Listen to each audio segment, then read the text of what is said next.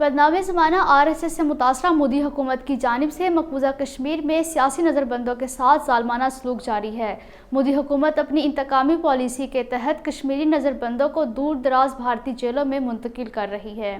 دوران حراست متعدد بار نظربندوں کی شہادتوں پر بڑھتی ہوئی تنقید کے تناظر میں قابض بھارتی انتظامیہ نے آزاد جموں و کشمیر کے بعض رہائشیوں سمیت مزید 150 نظربندوں کو مقبوضہ جموں و کشمیر کی جیلوں سے بھارتی ریاستوں اتر پردیش، ہریانہ اور نئی دہلی کی جیلوں میں منتقل کیا ہے۔ ان میں سے بیشتر حریت رہنما، کارکن، نوجوان اور طلبہ شامل ہیں، جنہیں کالے قوانین، پبلک سیفٹی ایکٹ اور غیر قانونی سرگرمیوں کی روک تھام کے ایکٹ کے تحت نظربند کیا گیا ہے۔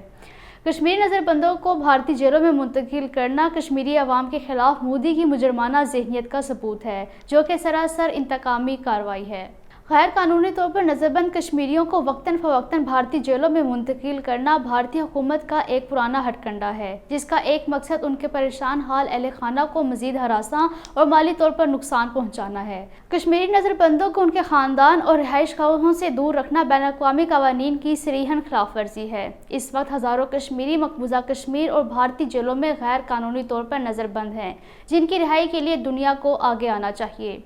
پاکستانی دفتر خارجہ نے بھارتی حکام پر زور دیا ہے کہ وہ جموں کشمیر لبریشن فرنٹ کے چیئرمین محمد یاسین ملک کے اہل خانہ کو جیل میں ان کے ساتھ ملاقات کی اسی طرح اجازت دیں جس طرح پاکستان نے بھارتی جاسوس کلبھوشن یادو کے اہل خانہ کو ان سے ملاقات کی اجازت دی ہے۔